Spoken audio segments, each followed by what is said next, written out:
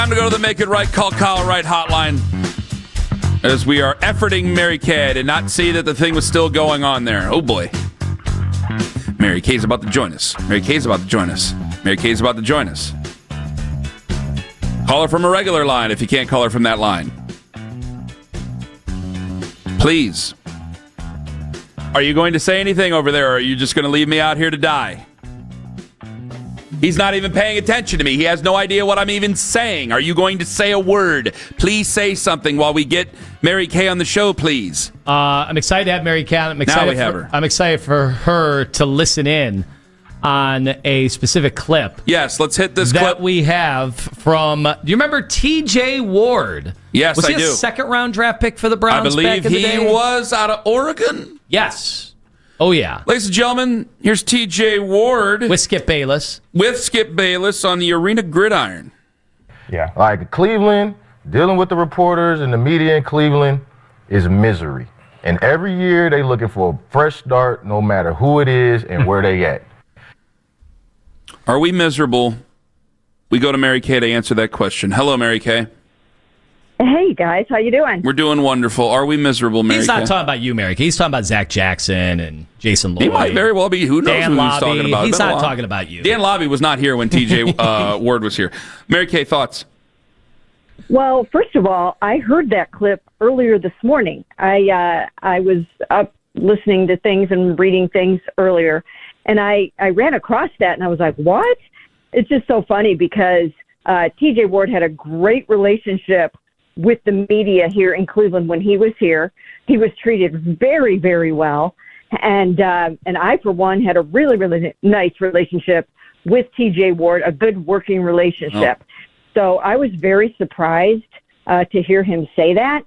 And I hope I run into him on Radio Row at the Super Bowl or somewhere, because I would like to ask him to sort of explain exactly what he's talking about, because I was here for all of that, and that was not my experience at all with TJ Ward. He was great with the media, and he got a lot out of that. So I don't know where he's going with that. Whoa! Showdown at the Super Bowl. Mary Kay, Boss Ward. Mary Kay. Well, emptying out the clip. I have Mary to laugh. Kay. I have to laugh, Mary Kay, because a lot of this is going to be shaped by, your experience, and then that's how perspective works. Think about his first year, 5-11. Eric Mangini, his second year, 4-12. Shermer, 5-11 the next year. Shermer, 4-12. Chudzinski. So, yeah, I don't think we were tethered to those head coaches. We probably wanted a fresh start. Then he goes to Denver. John Fox, 12-4. He steps away. Kubiak, 12-4 Super Bowl. And then 9-7 the next year. Yeah, I'm sure he thinks the Denver media is warm and fuzzy. They won a Super Bowl. Ask some guys that were on. Ask Richard Jefferson about the Cleveland media. I bet he has nice things to say because we won a championship. Boy, Mary Kay going Suge Knight at the BET Awards, listening to you. My goodness. No, it's just funny because if I recall correctly, and that was a long time ago, but I think that I'm pretty sure that we helped TJ make it to the Pro Bowl by writing lots of nice things about him. And, I just recall him being very accommodating, and it wasn't bad at all. I mean, he was sort of a go-to guy when you needed a great answer about something. Now, I think what's happening right now is it seems like there's a lot of vitriol or rhetoric coming out of Cleveland about the whole Shedeur Sanders situation. Now, why is that? The truth of the matter is that's not everybody. There are some people that are coming out and railing against Shedeur, like Jason did on your air the other day. And I think that people out there, some of the national media members, might hear some of that and just think that we're all lumped together in that category. But I think for the most part, the local coverage of Shedeur has been very positive and very good. Mary Kay Cabot joining us here on the Make It Right, Call Kyle Right hotline. So, all right, we got to move on to the coaching search here and all the ins and outs and what have yous. Mary Kay, let's go to some names that maybe, do you know any names that we aren't talking about that we should be talking about right now? No, I don't know any names that we haven't talked about. I mean, I threw a big comprehensive list out there the other day. I left some people off the list that I wasn't too sure about, but I think, I didn't have Dan Pitcher on that list, and I didn't have Adden Dirty on that list. So, yeah, I think there probably will be more names like that will come out that we haven't heard yet, because Andrew Berry is conducting this search, and he's going to reach back into other parts of his career. He's going to think outside of the box, and he's going to do some cool things, I think, in this search. And I think we're already seeing that. So, yes, I do expect that we will hear some names and see some candidates that we hadn't thought of at all. But I don't know who any of those are yet. Give me a % chance that we land John Harbaugh. I know the Browns really like John Harbaugh, but the thing that happens in a situation like this, if you get an idea that a candidate might have something hot going in another city, you don't want to be turned down by a lot of people. So if you think that, let's say, he's going to get the Giants job, and it seems pretty clear that that's going to happen, then you're not going to interview him. So as of right now, I don't know if they're going to. I'm sure they called. I'm sure they're one of the teams that called. But I don't know if they will actually go through with an interview, because you work the back channels and you find out if a coach actually, would consider your situation or whatever the case may be, or you would consider him. You walk through all that, you talk through all of that, and then you decide if you're going to actually throw him onto the list. And right now, I do not know if he's on the list. And, it's funny, is years ago, but I'm sure, Mary Kay, you remember the speculation that the Browns had tried to procure his brother at one point. That became kind of a fun story back in the day, and obviously we know how that turned out. So there's certainly a connection. At least they got Joe Banner out of here quicker. Got his Ohio roots, as we know. I think his mom grew up rooting for the Browns, his parents.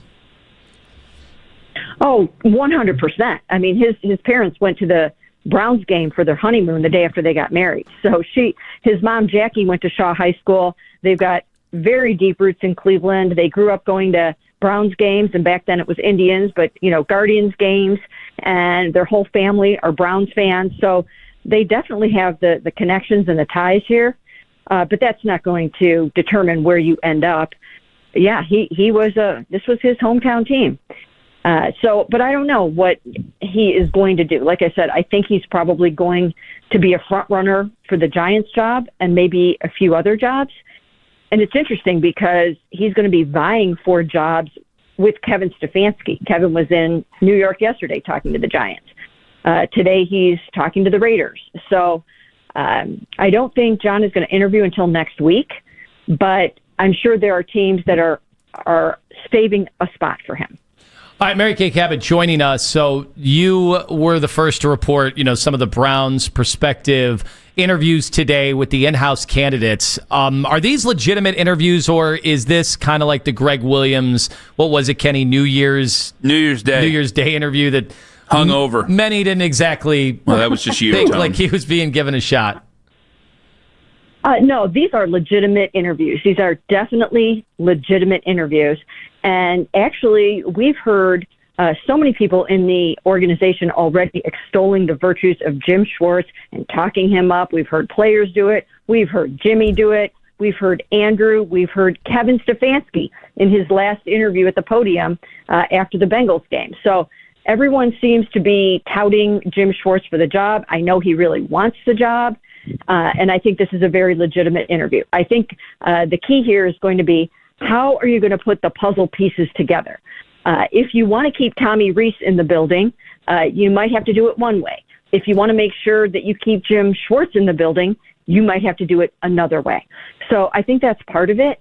I think the important part with Tommy, and I'm going to write something about this morning, is the fact that the intriguing and interesting thing about him, in my mind, is the fact that he's got more intimate knowledge about Shedeur Sanders than any of these other candidates. He can tell you exactly what you're going to need to hear and what you need to know about Shedeur.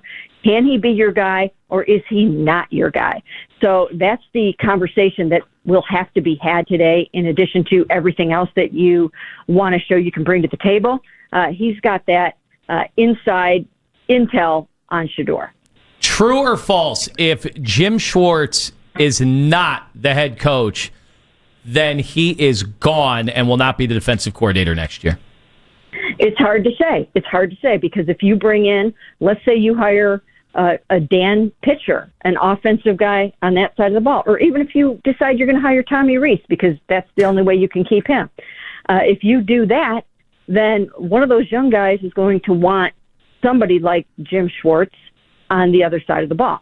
It would, at that point, be up to Jim to decide after he gets his head coach interview, does he want to stay if he's not going to be the head coach? So, once again, you have to put the whole puzzle together. But, right now, I would think that, Jim has a pretty decent chance. I can't put a percentage on it, but it's a very, very legitimate interview. Mary Kay with us on the show. So, we've had our fun back and forth about the Super Bowl window, things like that. And I went, well, they got to kind of agree there that they believe that they're a lot closer than what myself, Lima, and the fans feel, or they would have moved on from Andrew Berry. So it starts to lead me to believe that, okay, maybe Tommy Rees or one of these offensive names that people are not extremely excited about have a more legitimate chance because maybe it's a fresh voice, but they'd rather just stay the course. Well, it's hard to say. I do think that, like I've said so many times on the show, and you guys made fun of me. We don't make fun of you. We make fun with you. that they are in the process of building their Super Bowl window, too. And the first layer of that has been laid. That was this rookie class. The second layer of that comes this year with this next rookie class, and they have money to go out and buy players and trade for players. So another big chunk of the contending window is coming in 2026. They have 2 first-round picks and whatnot. So I think the Browns loved what Andrew Berry did in this draft. I think Jimmy Haslam gave him a mandate to go out and absolutely nail this draft, and he did that. And now they want to give him a chance to do it all over again. And also, most importantly, to find the quarterback, whether he's in-house or whether he's not here yet. And they're going to give him that chance to do that. So I think it's a big, pivotal year. He nailed the draft like Jimmy asked him to do. Now he's got to nail the coach and the quarterback, the 2 most important pieces of this organization coming in the next year. Is Shedeur Sanders guaranteed to be on the roster in 2026? Well, I don't think anything's guaranteed right now. I would think that he would be. What he's not guaranteed right at the moment is the starting job for 2026. And I think we saw yesterday that the Saints did commit to Tyler Shuck for 2026. I'm sure the Giants are committed to Jackson Dart. I'm sure the Titans are committed to Cam Ward.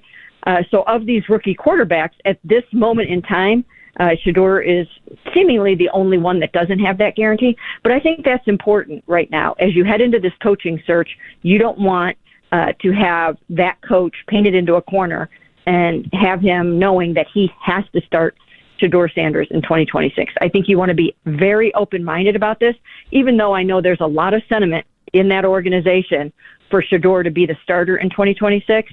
I think it's great that they're leaving their options open so that a new coach can come in here and decide his staff and decide his quarterback.